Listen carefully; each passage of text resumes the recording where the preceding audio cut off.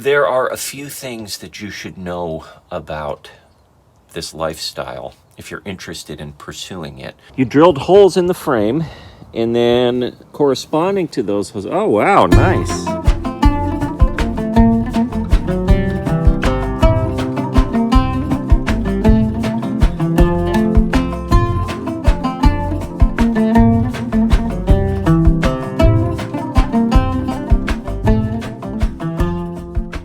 So recently, a good friend of the family and a viewer of this channel, Paul, sent along a greenhouse kit. He saw my video a couple weeks back where I'd mentioned I had one of those kind of easy to assemble greenhouses, and so he sent us an even larger one. I think it's 5x5. So I'd like to start off this video by thanking you, Paul, for contributing to the Yeostead. It means so much to the whole family, to all of us. The crops that will grow will get started in these greenhouses that you provided to us. So your gift is helping to feed the Yeostead. That's awesome. Thank you so much. We really appreciate it. So I've done a little bit of research on these greenhouses. Actually read through some of your comments, some of the viewers' comments on these. And so the one kind of takeaway that I got from the research that I've done is that these things do really well if you augment them, if you mod them out a little bit. Add some weight and heft to them. With as windy as things can get here in East Tennessee and where we live, one stiff wind will send this thing sailing into the troposphere and bye-bye to the Yeostead. So what I think we're gonna do is we're gonna set the structure itself up first, and then we are gonna put a little frame on the bottom. I actually watched a video from the Mindful Homestead. I'll include a link to the video here. It's a great video, it's a great channel, where he actually built out a little frame for the bottom of the greenhouse. And I think the greenhouse he has in his video is the exact same one that we have. So he built out a little frame. He included wheels on it, which I'm not going to put on. I don't think we need it. But the frame is cool. It does two things. It does add some weight and heft to it. It'll also allow us to add even more heavy things to it. It'll serve as kind of a shelf to add heavier things. Cinder blocks, bags of compost. We could even maybe fashion some sort of clamp system to rebars and like clamp it in place if we want to keep it in one spot. But there's a lot of things we can do with that frame where we can weight it down even further than just the wood we have. So I think the first step is to actually build the structure itself, and that's what we're gonna do. I'd like to remark briefly on the weather. It's sunny, but chilly. I'd say it's in the mid to low 40s right now. Is that about right, Dad? Probably. The wind chill, I think, is in the 30s. And windy. But yesterday it was warmer. It was like in the 50s, but it was raining. We were covered in clouds and it was raining and dreary. So I was telling Dad, I will take sunny and chilly over warm and wet and rainy and gloomy any day. I'm so happy the sun's out, even though it's cold.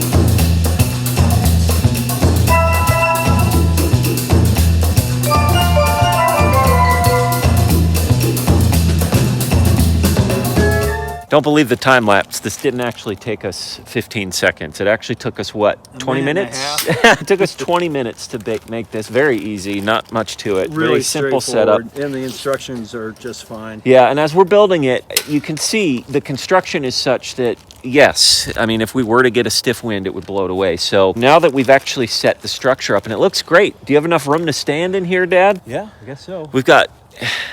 We've got plenty of room to actually walk around in here. This is going to be great for seedlings, and then maybe the stage after seedlings as the start to grow, and we want to kind of maybe hardy them up and put them out here. Like we could maybe use that other greenhouse to have the very small seedlings inside, move them outside into this thing and put them on these shelves. I don't know. There's lots of things we can do with it, but it's a plenty big structure. We can fit a lot in here, not only on these shelves, but on the ground as well. So now that we've done this, I think it's time to maybe start looking for some wood to come up with a frame for the bottom. They do include in this kit these guy wires along with some stakes, but I personally don't think that would be enough. Again, with the types of wind that we get here, I do want to go ahead, get a tape measure out the sides, build a little frame for the bottom, and then we'll take it from there.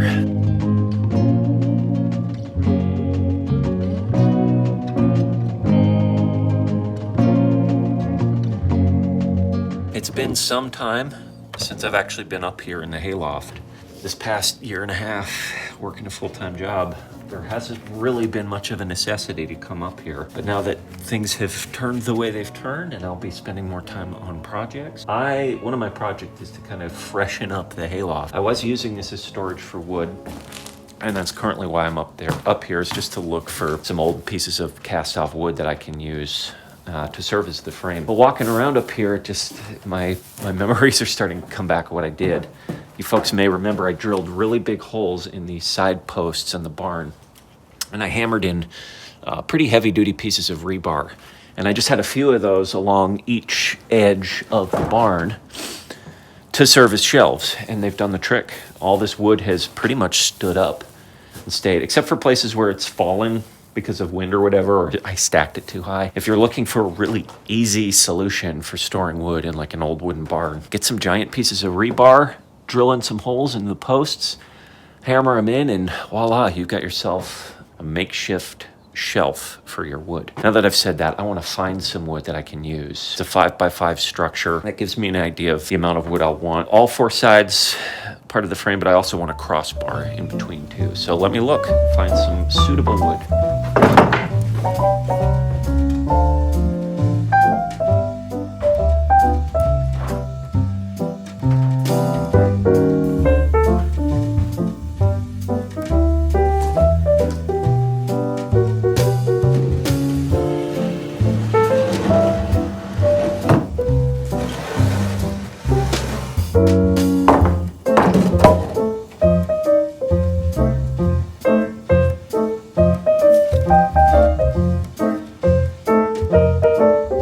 So I got some junk wood, some old junk wood. And the thing about old junk wood is there's sometimes nails in it. It's sometimes irregular.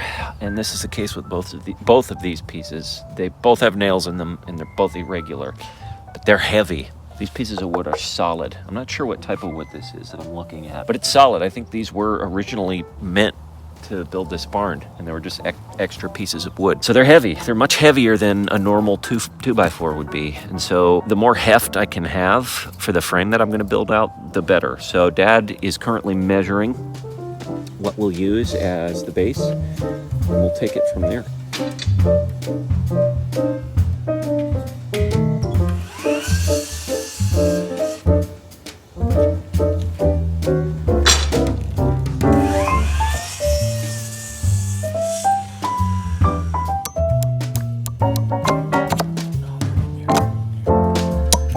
See where it went? Yeah, I don't want that in the tire. No.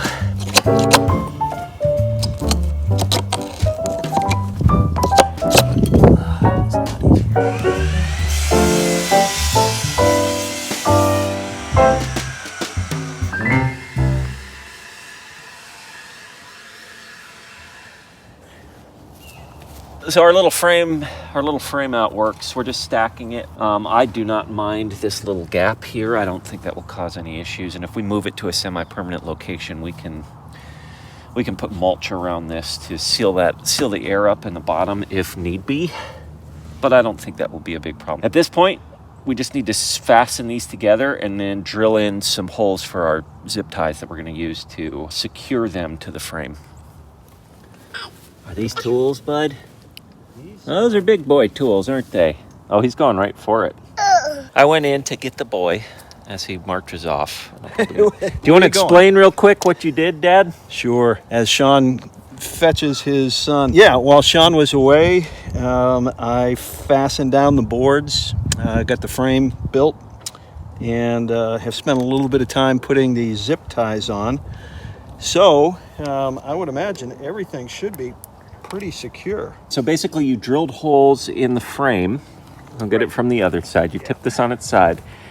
You drilled holes in the frame, and then corresponding to those holes, oh wow, nice. Let's see how heavy it is. So it's heavy but not too heavy, right bud? He's got a big smile on his face. This is wonderful. Yeah, the zip ties I think are going to work. Why don't you give it a wiggle, see what you think. Oh, that's Henry's solid. Doing it. You helping, bud? That's solid. So I was telling Dad that if you build this thing as is, I I think it's great if you set it up inside or in a garage or something, or use it for grow lights inside.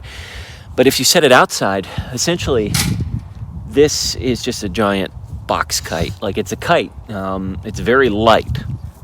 So it needs some sort of heft. And that's what I think we've accomplished here with the frame on the bottom, is a good amount of weight, but not too much weight.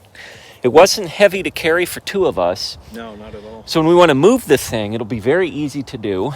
And then if we want to add a little bit more security to it, a little bit more weight, as I mentioned in the initial video, we can just put cinder blocks down or bags of dirt or something, bricks along the side here when we have it in a semi-permanent location. And it's not going to be a kite anymore. This thing will stick down. And the lining, I'll put the lining on maybe tomorrow. This lining seems pretty high quality. Yeah, it should last. Yeah. So what I've seen some people saying in videos is that they'll just set the lining up when it's in use.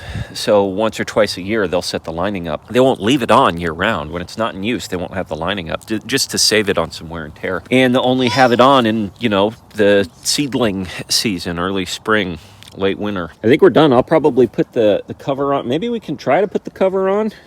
Well, I don't know. We need a third body. We need a third person, yeah. Maybe tomorrow I'll give it a shot.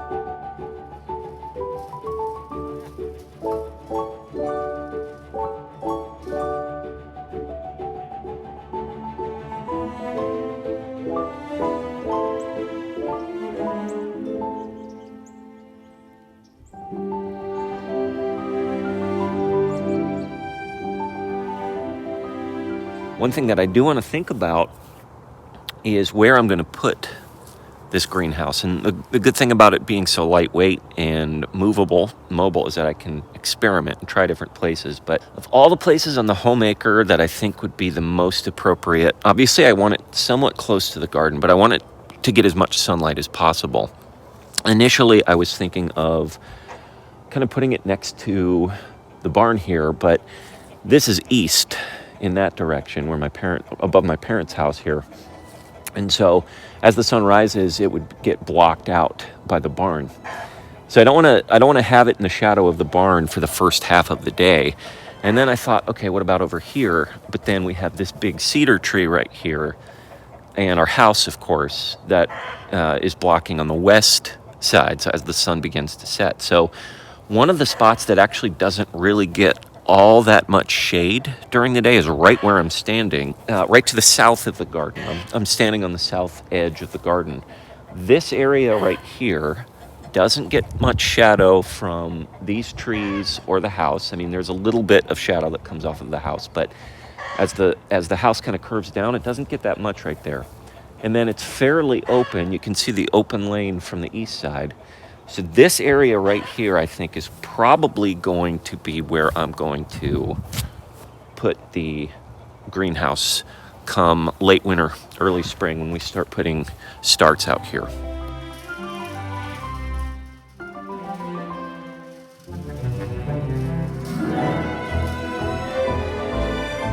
There are a few things that you should know about this lifestyle if you're interested in pursuing it. And what we're doing here, what we're attempting to do, whether you want to call it homesteading or hobby farming, I wouldn't go so far as to call it prepping, but there's elements of that here as well, there's two things. So the first one is that this takes a lot of time. And the second thing is it takes a lot of money. And unfortunately, those two aren't always exclusive. Sometimes they are, sometimes they aren't. I think sometimes people misinterpret when they see people doing this type of thing, that it's something you can kind of squeeze into a weekend and that doesn't really cost that much. That's not true. It takes a lot of resources, let's put it that way. And as I discovered over the past year and a half, I just don't have time. And when I do have more monetary resources, I have less time. And when I have more time, I have less monetary resources.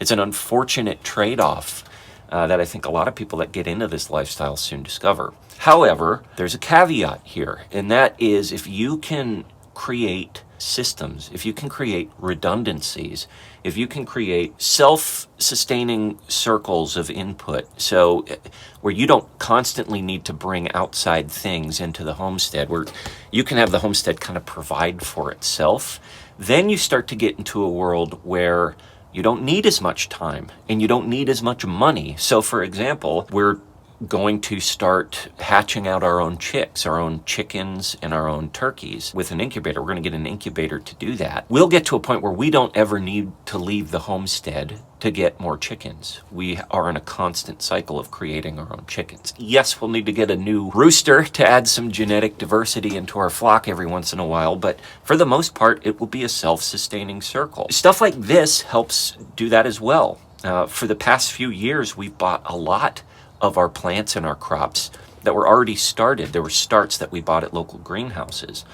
We'd like to get to the point where we kind of create a cycle where we collect the seeds from the crops that we do harvest, save those seeds, and start planting them in situations like this, in greenhouses. And so when I get a greenhouse like this mini greenhouse, which we didn't pay for because it was a gift that a dear friend gave to us, and we're so thankful for that, we can use this to sustain ourselves in the future by saving seeds and by growing them in the greenhouse. That's a long-winded way of saying that if you play it smart, you can create your own ecosystem on a homestead or mini farm, and that's what we're trying to do here.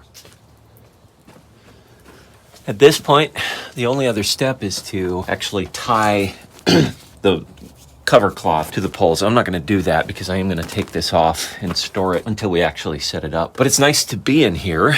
This is very roomy. Plenty of shelf space. We've got 8 shelves, which we could fit a lot on, plus the floor, whatever we store on the floor. And Dad had a great idea to put some planks at the back here for even more storage room, more shelf space. This looks good. One thing I did mention, I think earlier, was that there is this gap at the bottom. You can see, I don't know if my camera will get that low, but you can see that the base that we've set up has made it so that it's off the ground, maybe, I don't know, 2-3 inches. That is air that will get in when it's cold, which we don't want. So when we do have this in a semi-stationary spot, I'll put some mulch down to create a floor here, a floor space. And heck, if I really like the spot, I may even cover up this middle frame piece right here as well, so that I have a solid earthen floor with no air gaps at the bottom.